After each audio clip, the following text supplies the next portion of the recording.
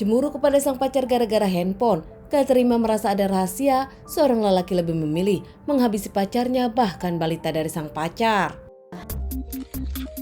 Kisah nyata yang aku ceritakan kali ini terjadi di Sangihe, Sulawesi Utara. Seorang wanita bernama Kirena Sama sudah menikah, punya suami dan 2 orang anak. Dikenal sebagai wanita yang baik, terlihat anggun dan dirinya pun punya banyak teman, bahkan dirinya pun dikenal lama di lingkungannya. Diam-diam dirinya ditaksir seorang laki-laki bernama M. Pikram Mandolang, seorang mahasiswa yang usianya jauh di bawah Kirena. Namun saat itu Pikram pun tak bisa apa-apa. Dirinya tahu kalau Kirena sudah bersuami dan punya 2 anak, dirinya hanya naksir tanpa bisa berbuat apa-apa. Hingga akhirnya ternyata 3 tahun kemudian rumah tangga Kirena cerai dengan suaminya. Pikram pun akhirnya berani mendekati Kirena yang sudah lama ditaksirnya. Meski berbeda umur 5 tahun dan juga Kirena janda dengan 2 anak, namun tak masalah untuk Pikram. Kirena sendiri tinggal bersama anak keduanya di rumah sang paman. Sementara anak pertama Kirena tinggal bersama ibunya. Setelah menjadi janda, Kirena sendiri mendapatkan uang dengan membantu sang ibu berjualan makanan. Lama-lama Pikram pun mendekati, akhirnya Kirena luluh. Mereka pun akhirnya berpacaran dan diumumkan kepada semua orang mereka berpacaran di pertengahan tahun 2022. Di awal hubungan pacaran mereka selalu terlihat mesra, bahkan banyak yang mendukung. Pikram pun selalu perhatian dan lembut kepada sang pacar. Namun nampaknya lama-lama sikap dari Pikram pun ketahuan aslinya. Ternyata Pikram adalah seorang laki-laki yang posesif, cemburuan dan mulai kasar kepada Kirena. Kirena pun capek hingga akhirnya 2 tahun berjalan, di tahun 2024 Kirena mulai capek dan menjauh dari Pikram. Bahkan saat itu saking kesalnya, Kirena sendiri memutus komunikasi dengan sang pacar Pikram. Saat diputuskan komunikasi tersebut, Pikram marah dan kesal, merasa curiga dan menuduh kalau Kirena adalah laki lain selain dirinya. Hingga akhirnya di awal November 2024, Pikram pun mendengar kalau Kirena mendapatkan transferan dari seorang laki-laki. 2 kali transferan yang nilainya pertama 5 juta dan kedua 2 juta. Kaget dan bingung, Pikram sendiri akhirnya ngamuk setelah mendengar kabar ini. Pikram langsung mencari tahu dan menanyakan kepada Kirena, namun saat itu Kirena tak mau menjawab. Tepatnya di tanggal 20 November 2024, Pikram yang saat itu pulang dari kampus ke rumah orang tuanya. Namun nampaknya di rumah Pikram pun tak bisa berpikir jernih. Hingga akhirnya di jam 8 malam, Pikram ke rumah Kirena dengan membawa parang disembunyikan di belakang. Berjalan kaki ke rumah Kirena, saat itu Kirena bersama sang anak, sementara sang paman sedang keluar rumah.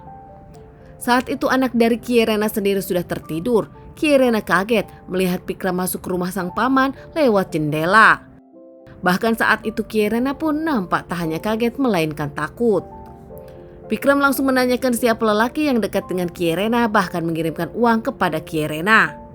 Jawaban tegas Kirena mengungkapkan kalau uang tersebut dari ayahnya anak-anak.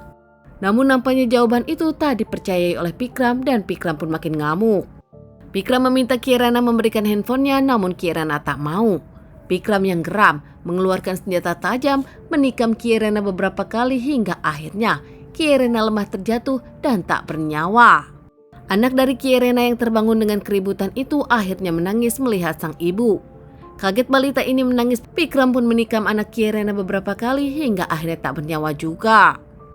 Usai melakukan aksinya, Pikram sendiri kabur ke kota Bitung dengan kapal saat itu. Tak lama paman Kirena kembali ke rumah, namun nampaknya paman dari Kirena tak menyadari.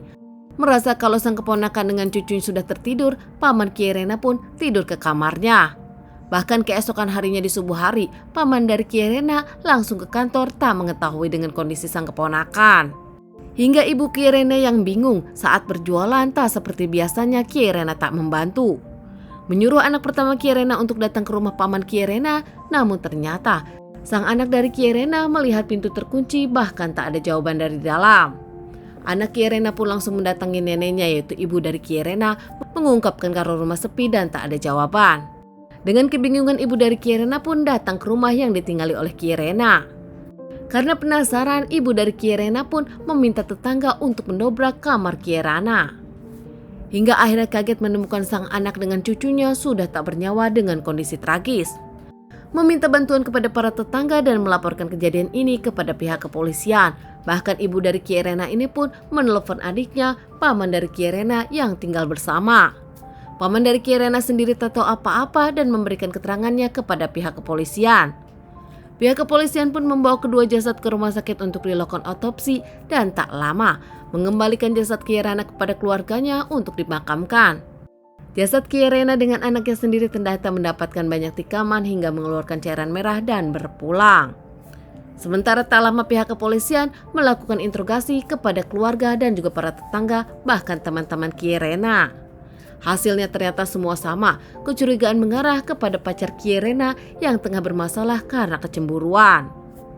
Pikram pun dicari pihak yang berwajib di rumahnya, namun ternyata Pikram sudah melarikan diri. Dengan kerja keras pihak kepolisian melakukan penyelidikan bahkan mengecek sinyal dari handphone Pikram. Hingga akhirnya Pikram pun diamankan di dalam kapal saat melakukan pelarian.